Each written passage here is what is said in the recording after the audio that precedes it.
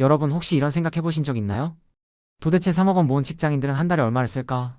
막연히 궁금해하면서도 나와는 먼 이야기 같고 어쩐지 그들만의 특별한 비밀이 있을 것 같은 느낌이 들죠? 저도 그런 궁금증을 가지고 한번 파헤쳐 봤는데요. 직접적인 답변은 찾기 어려웠지만 몇 가지 흥미로운 실마리를 발견했습니다.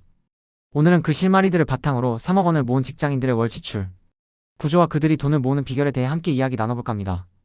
마치 숨겨진 보물 지도를 따라가듯 하나씩 단서를 풀어보는 시간이 될 거예요. 이들의 지혜를 엿보고 여러분의 경제 생활에도 작은 영감을 얻어가실 수 있기를 바랍니다. 먼저 3억 원이라는 돈이 얼마나 큰 돈인지 한번 생각해 볼까요?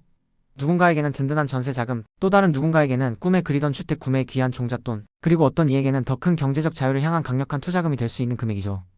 단순히 숫자를 넘어 3억 원은 개인의 삶에 상당한 변화와 기회를 가져다 줄 수 있는 상징적인 의미를 지닙니다. 실제로 대한민국에서 보통의 자산 규모를 넘어 중산층으로 진입하기 위해서는 약 3억 원 이상의 자산이 필요하다는 흥미로운 분석도 있더라고요. 이렇게 상당한 규모의 돈을 모으는 데는 분명 남다른 노력과 체계적인 계획이 필요했을 겁니다. 그럼 과연 그들의 월 지출 구조는 어떻게 되어 있을지, 그리고 어떤 지혜로운 비결로 3억 원이라는 쉽지 않은 목표를 성공적으로 달성할 수 있었는지 그들만의 노하우를 함께 탐구해 봅시다. 이들의 성공적인 경험은 우리에게 분명 좋은 길잡이가 될 것입니다. 3억 원을 모았다고 하면 많은 분들이 가장 먼저 정말 악착같이 아껴 썼겠지? 하고 생각하실 거예요. 물론 절약은 돈을 모으는 데 있어 가장 기본적이고 필수적인 덕목입니다. 하지만 단순히 무조건 아끼는 것을 넘어 아주 체계적이고 전략적인 월급 관리와 저축 전략이 그 바탕에 깔려 있다는 사실을 깨달았습니다. 그들의 노하우 중 가장 먼저 눈에 띄는 건 바로 가계부 작성입니다. 에이, 가계부?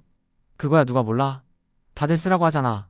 하실 수도 있지만 3억 원을 모은 직장인들은 단순한 기록을 넘어 엑셀과 같은 도구를 활용해서 아주 디테일하게 수입과 지출을 기록하고 분석하는 데 방점을 찍습니다. 단순히 쓴 돈을 나열하는 것을 넘어 돈의 흐름을 이해하고 통제하려는 적극적인 자세가 돋보이는 거죠. 이들은 매달 통장에서 돈이 어디로 얼마나 빠져나가는지, 정확히 파악하고 불필요한 낭비성 지출은 없는지, 더 줄일 수 있는 부분은 없는지 꼼꼼하게 점검합니다.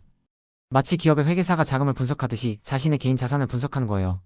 저의 검색 결과에서 31세에 3억 4천만 원을 모은 맞벌이 부부의 구체적인 사례를 보면 이분들도 월급 관리에 정말 철저했어요. 매달 정성껏 가계부를 작성하고 지출 패턴을 분석해서 최대한의 저축 가능 금액을 정확히 계산해냈죠.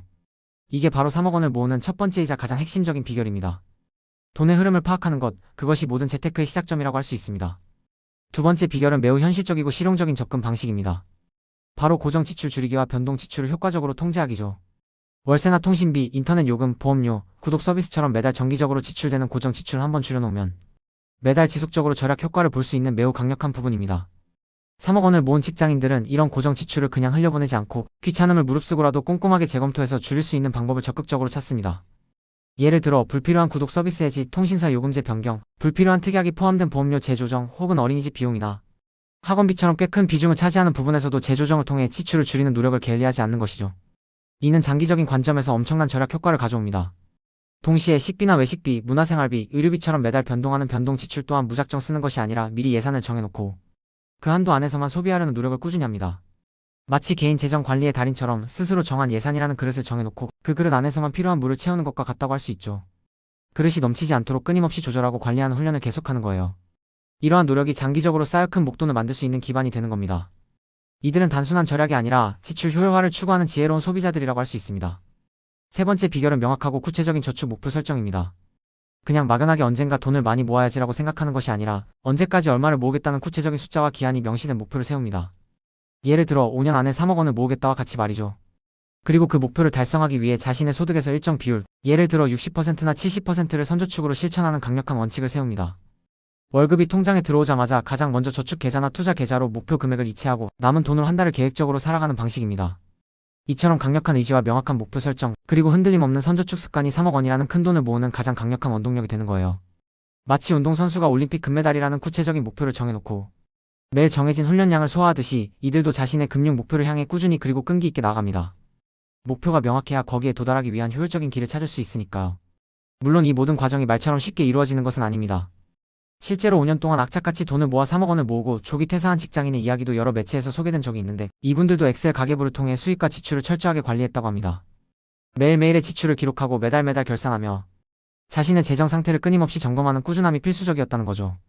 마치 작은 물방울들이 끊임없이 떨어져 결국 단단한 바위를 뚫듯이 이러한 꾸준하고 반복적인 노력이 쌓여 3억 원이라는 큰 목표를 현실로 만들어내는 겁니다. 인내심과 끈기가 동반되지 않으면 불가능한 일입니다. 그렇다면 이들이 3억 원을 모으는 동안의 월 지출 구조는 과연 어떠했을까요? 웹 검색 결과에서 특정인의 구체적인 월 지출액은 찾기 어려웠지만 앞에서 설명한 이들의 강력한 저축 전략을 미루어 충분히 짐작해 볼 수 있습니다. 만약 소득의 6,070%를 저축했다면 나머지 3,040%의 비율 안에서 월 지출을 해결했을 거예요. 이 3,040%라는 제한된 예산 안에서 식비, 교통비, 통신비, 주거비, 월세나 관리비, 그리고 여가 및 문화생활비 등을 모두 해결해야 하는 거죠. 이는 곧 소득 대비 지출 비율을 최대한 낮게 유지하는 것이 핵심이라는 것을 의미합니다. 이러한 생활 방식은 흔히 말하는 짠테크나 미니멀 라이프와도 깊게 연결될 수 있습니다. 불필요한 소비를 과감하게 줄이고 꼭 필요한 곳에만 지출하며 삶의 만족도를 높이는 현명하고 지혜로운 소비 습관이 이들에게는 자연스럽게 몸에 배어 있었던 것이죠. 단순히 돈을 아끼는 것을 넘어 소비의 가치를 제대로 이해하고 중요한 것에 집중하는 삶의 태도라고도 볼 수 있습니다. 여기서 또 하나 중요하게 짚고 넘어갈 부분이 있습니다. 바로 개인의 상황에 따른 월 지출액과 구조의 차이예요. 모든 사람이 똑같은 지출 패턴을 가질 수는 없습니다. 개인의 연봉 수준, 가족 구성원의 수미혼, 기혼, 자녀 유무, 거주 형태 월세, 전세, 자가 등에 따라 월 지출액은 매우 크게 달라질 수밖에 없습니다. 예를 들어 사회초년생 미혼 직장인과 자녀가 여럿 있는 맞벌이 부부의 월 지출 구조는 당연히 다를 수밖에 없습니다. 중요한 것은 맹목적으로 타인의 지출을 따라하는 것이 아니라 자신에게 맞는 최적의 지출 구조를 찾고 그 안에서 스마트하게 돈을 관리하는 것입니다. 다른 사람의 성공 사례에서 좋은 원칙과 아이디어를 얻되 자신에게 맞게 적용하는 유연성이 필요하다는 의미입니다. 세상에 정답은 없지만 성공한 사람들의 지혜에서는 분명 배울 점이 많습니다. 마지막으로 3억 원이라는 목돈을 성공적으로 모은 후에는 어떤 새로운 기회들이 우리를 기다리고 있을까요? 앞서 잠깐 언급했듯이 3억 원은 단순히 통장에 찍힌 숫자가 아닙니다. 이 돈은 독립을 위한 든든한 자금으로 활용될 수도 있고 내 집 마련의 꿈을 위한 강력한 주택 구매 종잣돈이 될 수도 있으며 혹은 더 큰 경제적 자유를 향한 효과적인 재테크 투자금으로 사용될 수도 있습니다. 단순히 저축만을 하는 단계를 넘어 이제는 모은 돈을 잘 굴려서 자산을 더욱더 불려나가는 재테크의 중요성이 더욱 커지는 시점입니다. 주식, 펀드, 부동산 혹은 다양한 파이프라인 구축 등 여러 투자처를 면밀히 공부하고 자신의 투자 성향과 목표에 맞는 방식으로 자산을 지혜롭게 성장시켜 나가는 과정이 필요하죠. 3억 원은 단순히 끝이 아니라 더 큰 경제적 자유와 안정적인 미래를 위한 강력한 발판이자 시작점이 될 수 있습니다. 이는 선택의 폭을 넓히고 삶의 질을 한 단계 높이는 중요한 전환점이 될 것입니다. 3억 원은 단순한 자산이 아니라 미래를 위한 투자이자 기회인 셈입니다. 오늘 우리는 3억 원을 모은 직장인의 월 지출 구조와 그들이 이뤄낸 성공에 숨겨진 비결에 대해 깊이 있는 이야기를 나눠봤습니다. 핵심은 바로 철저한 가계부 작성과 분석, 고정 지출 절감과 변동 지출의 효율적인 통제, 그리고 명확하고 구체적인 저축 목표 설정과 선저축 실천이었습니다. 이 모든 비결들은 결국 꾸준함과 실천이라는 두 가지 강력한 원칙으로 귀결됩니다. 꾸준히 자신의 재정을 들여다보고 계획적으로 실천하는 것이야말로 3억 원이라는 목표를 달성할 수 있었던 가장 큰 이유입니다.